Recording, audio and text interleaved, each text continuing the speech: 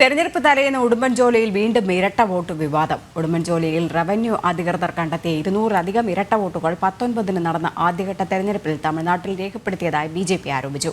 Vote ചെയ്തതിന് തെളിവുണ്ടെന്നും ഇവർ vote ചെയ്യാനെത്തിയാൽ തടയുമെന്നും BJP മുന്നറിയിപ്പ് നൽകി. തിരഞ്ഞെടുപ്പ് വിജ്ഞാപനം വന്നതോടെ ഇടുക്കിയിൽ ഇരട്ട വോട്ടിൽ പരാതിയുമായി BJP നേതൃത്വമാണ് രംഗത്തെത്തിയത്.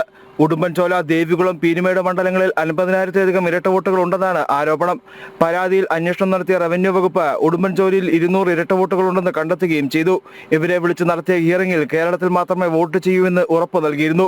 ഇത്തരത്തിൽ സത്യവാങ്മൂലം നൽകിയവർ തമിഴ്നാട്ടിൽ വോട്ട് ചെയ്തെന്നാണ് BJP ഉടുമ്പൻചോല നിയോജക മണ്ഡലം കമ്മിറ്റി ആരോപിക്കുന്നത്. ഈ ഇരട്ട വോട്ടിൽ സൂചിപ്പിച്ചിട്ടുള്ള ആളുകൾ ഈ കഴിഞ്ഞ ദിവസം നടന്ന 19-ലെ തമിഴ്നാട്ടിൽ നടന്ന വോട്ടെടുപ്പിൽ വോട്ട് ചെയ്തിട്ടുണ്ട് എന്നതിന്റെ വിവരം ഭാരതീയ ജനതാ പാർട്ടിക്ക് ലഭിച്ചിട്ടുണ്ട്. ആ ആളുകൾ തന്നെ നാളെ നടക്കുന്ന ഇവിടുത്തെ തെരഞ്ഞെടുപ്പിൽ വോട്ട് രേഖപ്പെടുത്തുവാനുള്ള സാധ്യത വളരെ കൂടുതലാണ്. തെളിവുകൾ കയ്യിലുണ്ടെന്നും ഇത് ഉദ്യോഗസ്ഥർക്ക് കൈമാറുമെന്നും BJP നേതൃത്വം വ്യക്തമാക്കി. ഏതെങ്കിലും തരത്തിൽ ഇവർ കേരളത്തിൽ വോട്ട് ചെയ്യാനെത്തിയാൽ തടയുമെന്നും BJP മുന്നറിയിപ്പ് നൽകുന്നു. കേരളത്തിലും തമിഴ്നാട്ടിലും തിരിച്ചറിയൽ രേഖകൾ, ആധാർ കാർഡ്, റേഷൻ കാർഡ് തുടങ്ങിയവ കൈവശമുള്ളവരാണ് രണ്ടിടത്തും വോട്ട് ചെയ്യുന്നത്. പീരുമേട്, ഉടുമ്പൻചോല, ദേവികുളം എന്നീ താലൂക്കുകളിൽ ഇത്തരത്തിൽ ഇരട്ട വോട്ടർമാർ കൂടുതലുണ്ട്. തമിഴ്നാട്ടിലെ കമ്പം, തേനി തുടങ്ങിയ അസംബ്ലി മണ്ഡലങ്ങളോടും തേനി ലോക്സഭാ മണ്ഡലത്തോടും അതിർത്തി പങ്കിടുന്ന പ്രദേശങ്ങളാണിവ. രേഖകൾ 2 സംസ്ഥാനങ്ങളിലായതിനാൽ 2 വോട്ടുണ്ടോ എന്ന് പരിശോധിച്ച് ഉറപ്പുവരുത്തുന്നതിന് സാങ്കേതിക ബുദ്ധിമുട്ടുകളുമുണ്ട്. ജനം, ഇടുക്കി.